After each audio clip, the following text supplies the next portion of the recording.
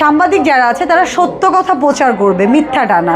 ড্রেসের নিচে নাকি আমি কিছুই পড়িনি, এটা কি ধরনের কথাবার্তা? আমি সেটা মানে কি আর বলবো, এটা নিয়ে আমি খুব মর্মাহত এবং আমি খুব তাদের সবার দৃষ্টি আকর্ষণ করে বলি যে ভাইয়ারা প্লিজ, যারা আমার এই যে স্ক্রিনশটগুলো নিয়েছেন, বিভিন্ন স্লো করে ভিডিও নিয়েছেন এবং জুম করে নিয়েছেন, আমি দেখলাম এফডিসিতে আমি দাঁড়িয়েছিলাম, তখন দেখলাম কি আমি দাঁড়িয়ে কথা বলছি, একজন দূর থেকে আমাকে জুম করে সেই ভিডিওটা নিয়েছে। আমাদের তো ফ্যামিলি মেম্বার আছে এবং আদার্স অনেকে আছে যেটা নিয়ে আমার চলতে এবং উত্তর দিতে প্রবলেম হয়। সো এই জিনিসটা আপনারা করেন না, রিকোয়েস্ট করলাম।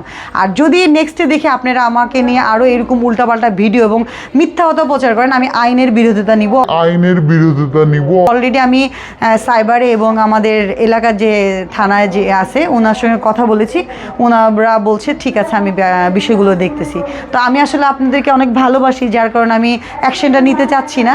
আমি রিকোয়েস্ট করবো যারা যারা এরকম ভিডিও আমার বিরোধী করেছেন এবং বাজে বাজে ক্যাপশন দিয়েছেন, দয়া করে সেগুলো ডিলিট করে দেন, প্লিজ ডিলিট করে দেন। আমি সোনিয়া, আমাকে তুলে ধরেন, আমার ড্রেস তুলে ধরেন, আমাকে তুলে ধরেন, আমার কাজ তুলে ধরেন।